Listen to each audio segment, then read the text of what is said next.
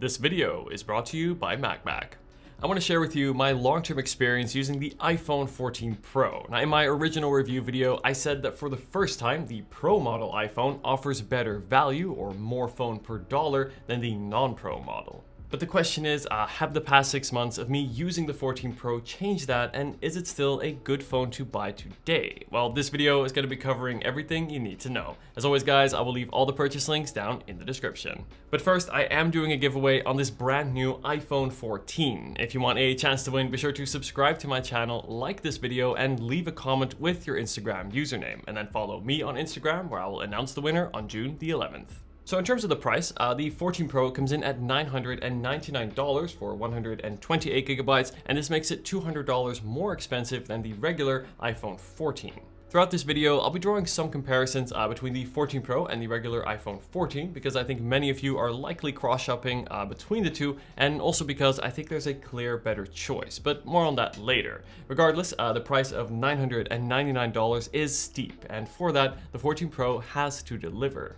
In terms of the design, I think the 14 Pro really looks the part of a premium flagship. It also sets it apart from the regular iPhone 14. Apple used extra high quality build material from the matte glass on the back, which not only feels great, also does a good job at resisting smudges. And then you get this shiny stainless steel frame on the edges, which is not only durable, but also adds a bit of shine. All in all, I think this is a really sharp design and a modern look that I think looks stunning and is one that matches the price. The 14 Pro not only looks premium, but feels it too. In fact, for its size, it is rather dense, coming in at 206 grams versus 170 on the regular iPhone 14 and 168 on the Galaxy S23. And this is a noticeable difference and is something that you do feel, and also something to bear in mind if you do prefer lighter phones. But to me, this gives the 14 Pro more of a premium, solid feel in the hand. In terms of the durability, 6 months later, I would say my 14 Pro has held up really well. It has been dropped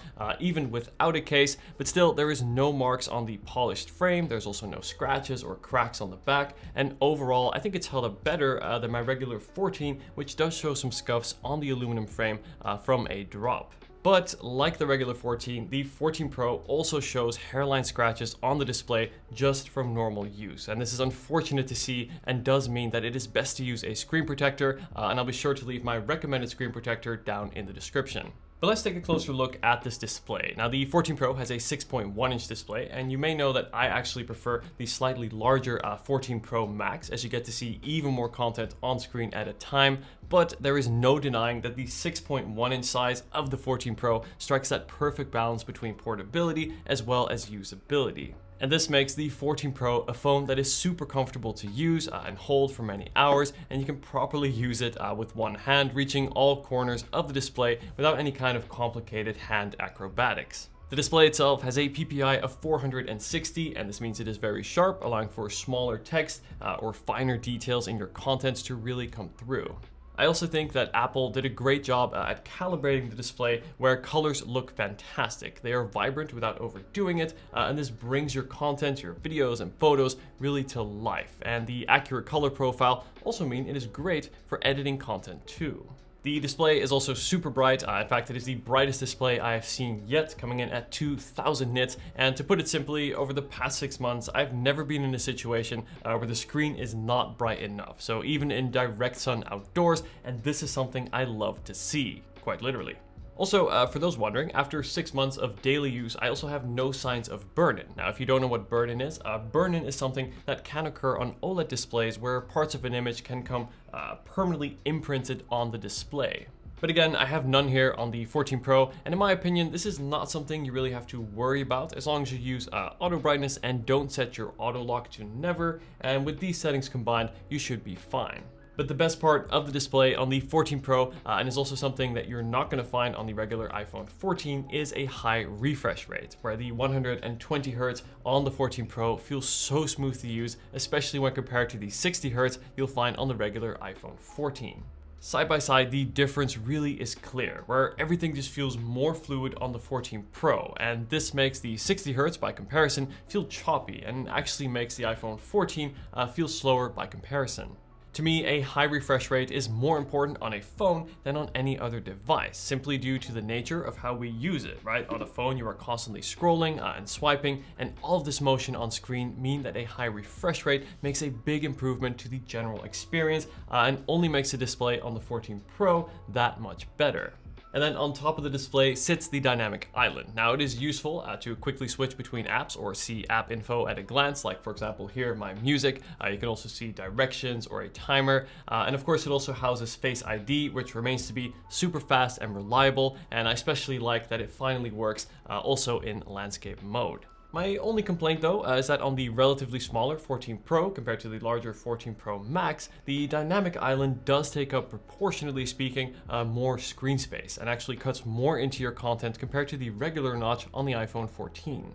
Now, don't get me wrong, this is not a big deal, but ultimately I would like to see Apple adopt a more minimal approach in the future, like for example Samsung's pinhole camera.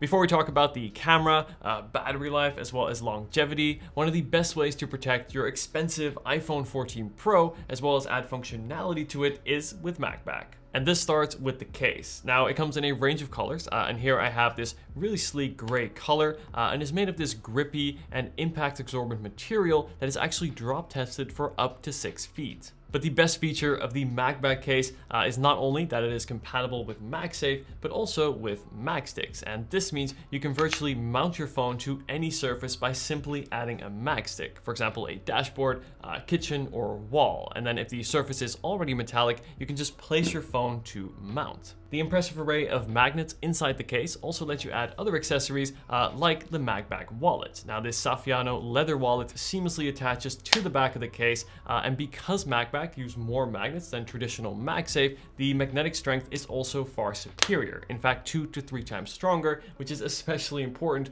for a wallet. And then of course, in typical MagBak fashion, they went even further, so you can also use the wallet as a stand. As you can see, great to watch content on the go, and the wallet itself holds up to 6 cards or cards and cash thanks to having dual pockets. And lastly is the MagBak multi-charger. Now you may have already seen this in some of my other videos, and I like this charger for its minimalistic design and because I can charge all of my tech at once, from my iPhone here on the front, Apple Watch on top, and then in the back I can even charge my AirPods. Amazing. To learn more about MagBak, be sure to click the links in the description and use code Dion Schuddeboom 15 off for 15% off your order. Let's talk cameras. Now I've already said this in my recent 14 Pro Max long-term review, but the camera system on the 14 Pro, which is the same as on the Pro Max, is the best all-around camera system on any smartphone out right now. Let's go through some examples.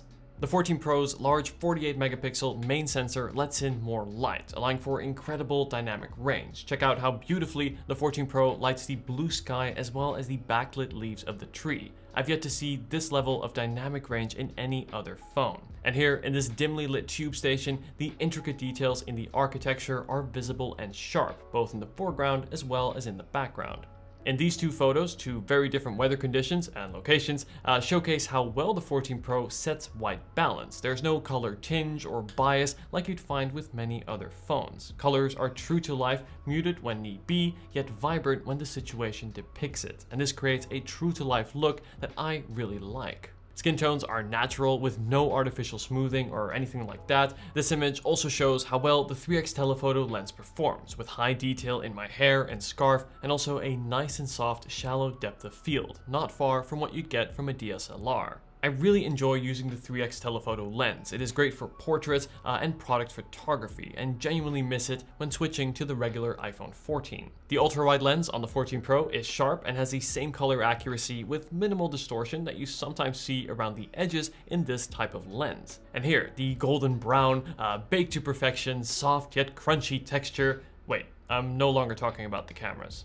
But in all seriousness, all lenses from the ultra-wide to the telephoto on their own perform very well. But still, there is some room for improvement, as there are inconsistencies between them. For example, here's the same shot on each lens. While the colors hold up quite well, dynamic range does vary, especially in the clouds. I experienced this on the 14 Pro Max too, and I do hope that Apple improves the continuity between lenses. In terms of low light, while some phones may be able to add even more light to the image, the 14 Pro consistently retains better color accuracy and sharpness. Flipping to the front, the selfie camera is accurate with no over-the-top skin smoothing and has autofocus, which means sharper focus and some depth. You can see a little bit of blur in the far distance while keeping the foreground nice and sharp. In my experience, no matter the situation, the 14 Pro has a very versatile camera. It may be outperformed in one specific area, like zoom range or megapixel count, but no other phone delivers this consistent level of quality regardless of lighting or situation like the 14 Pro. To add to this, iPhones are known for their video quality, and the 14 Pro only strengthens this. I often use 4K 60fps footage shot on my 14 Pro in my YouTube videos. And like in photos, video is sharp, colors are true to life, and the autofocus is reliable and has excellent inbuilt stabilization.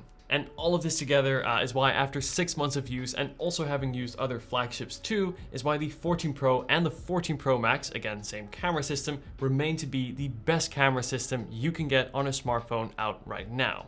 But what about battery life? Well, battery life on the 14 Pro is good. It is by no means bad, but also not amazing. I would say I'm a power user, and for me, the 14 Pro manages to last just about all day and evening with around 20% remaining on average. On heavier days, I can end with around 10%, and on lighter days, around 30%. And this translates to roughly 7 to 8 hours of screen on time, which is respectable. In fact, it is the same as on the regular iPhone 14, but is far from the excellent 9 to 10 hours you only get with the larger 14 Pro Max, but this also means a much bigger phone.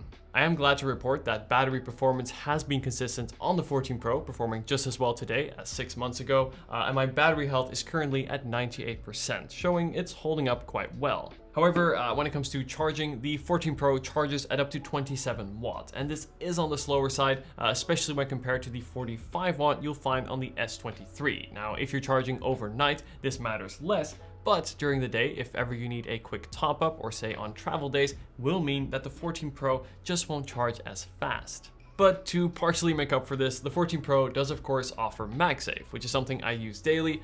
First to charge, which is great because you don't have to carefully align your phone, just place it on the charger and let the magnets do the work.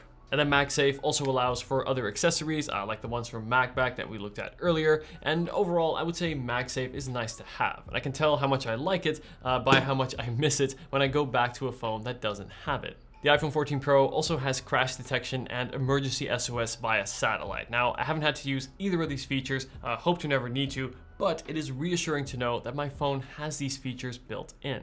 The 14 Pro is powered by Apple's flagship A16 Bionic chip, and it's fast. You get basically zero lag, no stutters or glitches, applications launch fast and also stay open for long in the background. And then if you combine this level of performance with the highly optimized iOS and that super smooth 120Hz refresh rate on the display, what you get is the smoothest operating experience on any smartphone.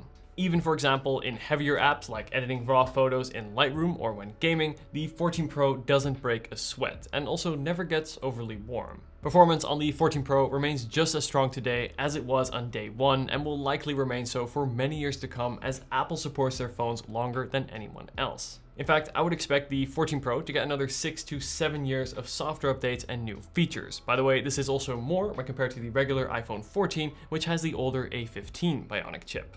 And all of this means that with the 14 Pro, you get top-of-the-line performance and truly unmatched longevity. And this is one of the key reasons why iPhones hold their value so much better when compared to the Android side. So, at the end of the day, is the 14 Pro worth it? Well, at $999, it is not cheap. But you do get a lot for the money. From the durable build quality, that premium design, the best-in-class camera system, all-day battery life, and truly top-of-the-line performance. And if you then divide that cost over the many years that this phone will last, I think this is an absolute home run and is a phone that I can highly recommend. And by the way, if you are choosing between the 14 and the 14 Pro, if you can, trust me, go Pro.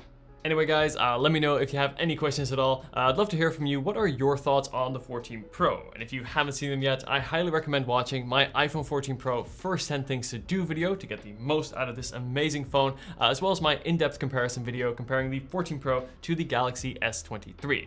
Thanks again for watching guys, and I'll see you in the next video. Take care.